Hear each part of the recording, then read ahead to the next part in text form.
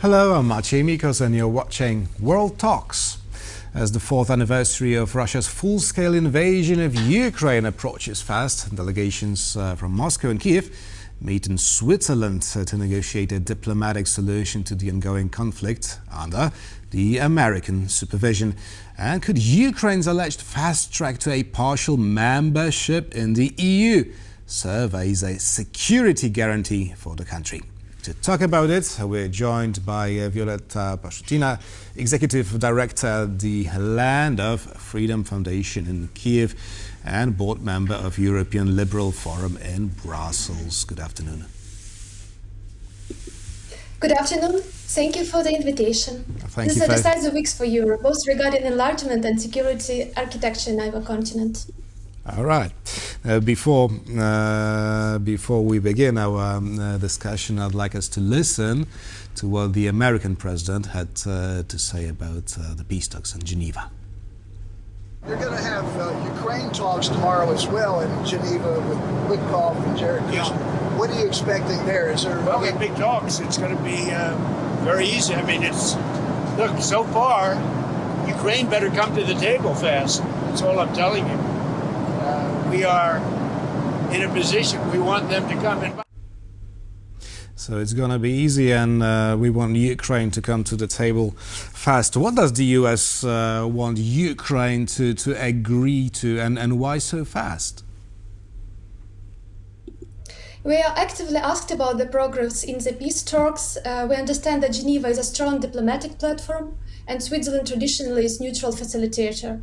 Such talks are so sensitive, but at the same time, we see that the question is not whether the parties will sign a peace agreement. Ukraine signed 2 such peace agreements after the occupation of Crimea, and Russia violated both of them and launched a full-scale invasion. So the question is whether this peace agreement will be able to stop the war. So we need to discuss security guarantees. What specifically will the US and the EU do if Putin violates the peace agreements and resume the war? The 3 main conditions is that ceasefire cannot freeze occupation permanently, that it must include security guarantees, and EU must be at the table, not just like observers. Oh, I see. And we understand that, we understand that a frozen conflict would not bring stability. It will just give time for Russia to postpone the next escalation.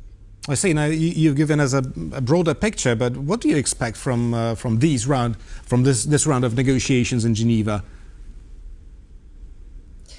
From this round negotiation in Geneva, we are expecting strengthening of guarantees and more clear picture, because we see that from step by step there is no real progress, and these negotiations are bringing in Ukraine onto escalation of attacks, and people are surviving under such attacks. So we are looking forward to see the real changes in this situation. Rustem Umerov, Ukraine's top negotiator, wrote on social media that security and humanitarian issues are on the agenda. What is he talking about? What humanitarian issues? The main humanitarian issue nowadays is that we have such a winter that it is just impossible to forget. And the entire nation froze in the cold right now in the borders of European Union. Forced against Russia, we have such a dramatic situation with energy sector, and every day is a day of survival. That is why the time is now, and we are waiting for the real actions and change of the situation. Right, you've already mentioned that you would like to see the EU, well, Europe, right, negotiating along the US, Russia and Ukraine. But do you think that this alleged partial membership we've been hearing about lately, as yet as in 2027, would be part of the solution, part of Ukraine's security guarantees?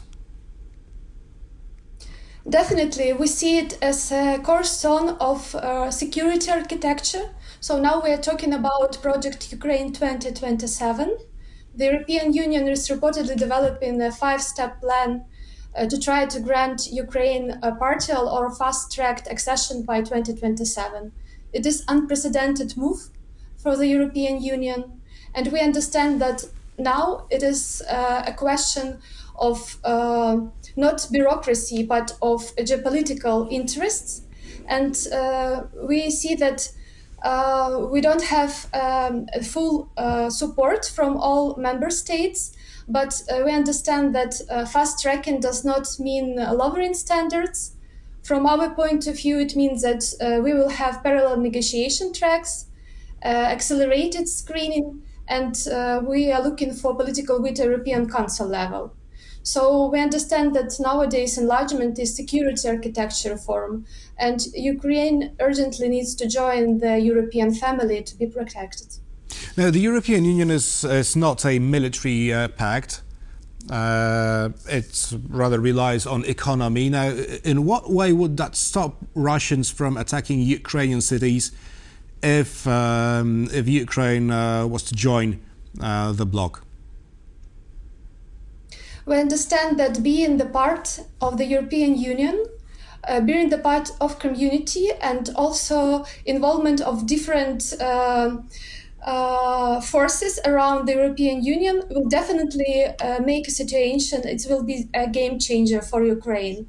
And also it will help to bring to the table to the Ukrainians a change, because Ukrainians are doing and fighting also for their European values and for their dream for European Ukraine.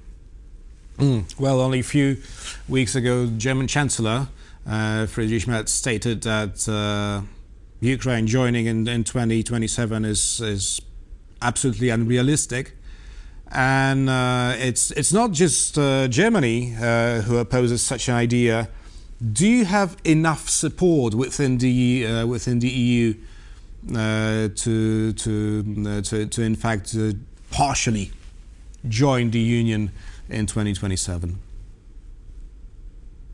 As we understand that this move is unprecedented, that means that a new process will be adopted, and we understand that security and peace in Ukraine is a security and peace in Europe.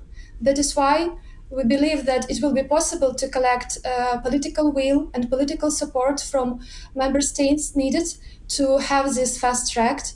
And I can also share that the project Ukraine 2027, it was so warmly welcomed in Ukraine among all organizations, among leaders, that received some kind of hope that what they were working for, fighting for, it started to be more real. That is why from Ukrainian side, I think at every level, and the level institutions and people, we are ready to work towards it to make it possible. And it's very important. But what is it exactly? I mean, this partial membership, what would it mean? As this concept is still being designed, we understand that it will be a 5-step plan to guarantee partial membership, with the idea that we're receiving the status and the reforms will come later with supervision of European Union under careful control. So it will be a rather unusual process, but Ukraine is ready also to follow this process and to be involved in the designing every step. And how is the implementation of the necessary reforms required by for any candidate state to join the bloc? How are they progressing? So currently Ukraine is speeding up in progressing with reforms, because we understand that it is a historic window of opportunity for Ukraine. And we all understand that there is a first case in the history when the country is doing democratic reforms and also surviving during the war. Also, this process of reforming will continue. That is why we're staying very optimistic and understanding that this is a process of mobilization but it is possible with help of our European partners. The corruption in Ukraine is omnipresent. I mean, the head of the presidential staff had to leave the office because of corruption allegations. Do you think that Ukraine will be ready to present the EU with corruption-free status by 2027? That seems rather unlikely. Thank you for this question. It's a very sensitive one, and we understand that the question of trust is the most important. But at the same time, we understand that every enlargement country faces government challenges. What is different in Ukraine is that reforms are happening during war and institutions continue functioning, and this resilience should be recognized. And on this other side, also the fact that we found the corruption, that it is rooted and it's taken away, it's a positive signal that the changes are coming and that the system will change for the better. And nowadays we also understand that building this trust to our European partners is so important.